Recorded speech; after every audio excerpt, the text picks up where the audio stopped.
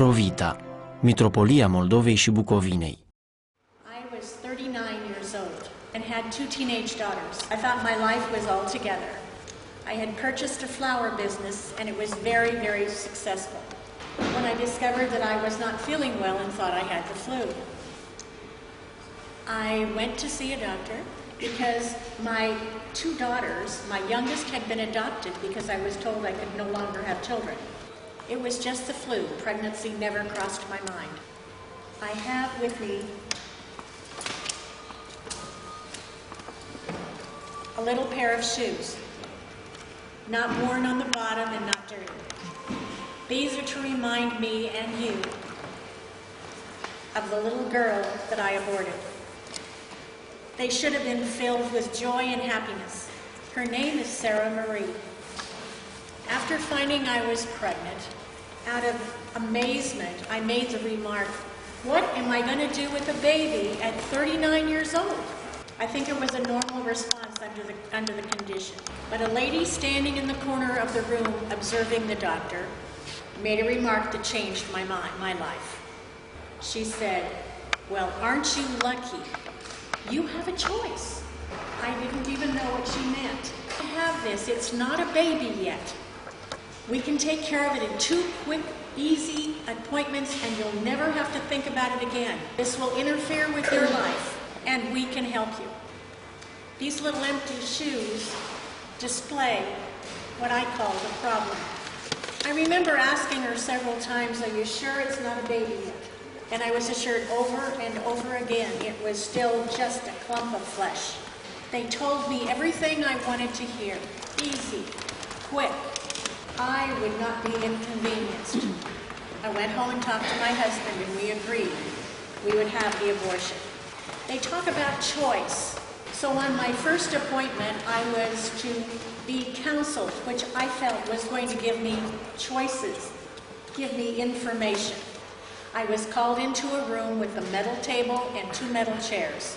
After waiting a few minutes, a lady came in and sat down and opened up a file. This was the choice I was given. This is the information they shared with me. And your name is Kay, and your husband knows you're here, and we're signing for an abortion. And with that, she turned the file around, pushed it at me, and handed me a pen.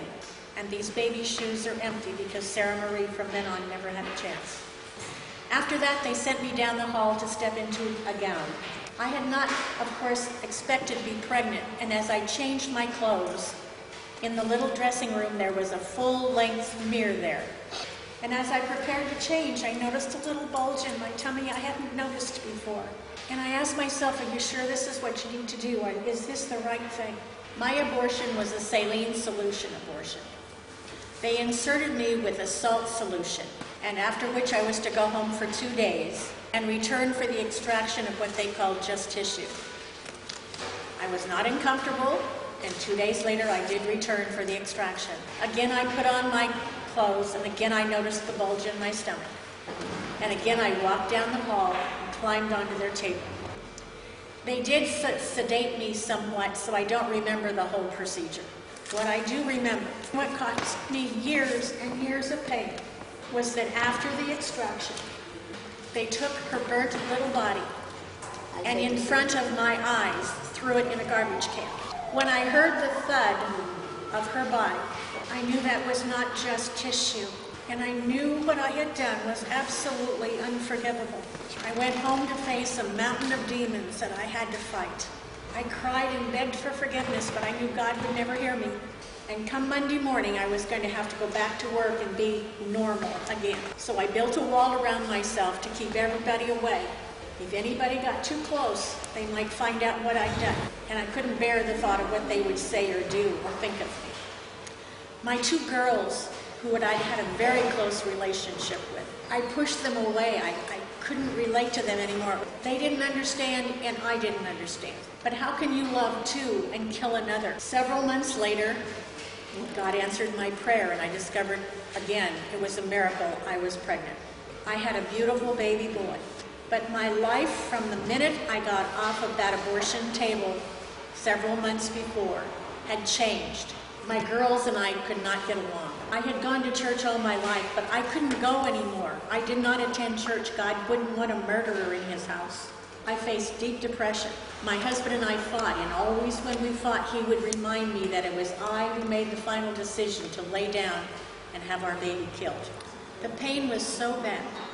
The ache was so deep, and my self-hate was beyond what I can explain. Even with my baby boy, I knew something was wrong, and it was something wrong was me.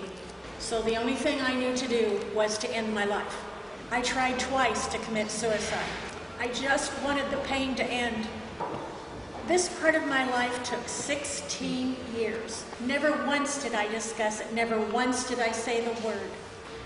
I'm going to step forward 16 years now.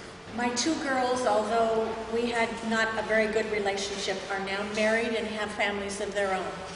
My miracle baby is now 16 years old, and his father and I have had a very, very ugly divorce. We can change laws about abortion, but even that won't make any difference if we don't change the hearts. So I urge you today to go and share. And if you find someone that's had an abortion, there is hope. I sit here as a living example, and I thank you.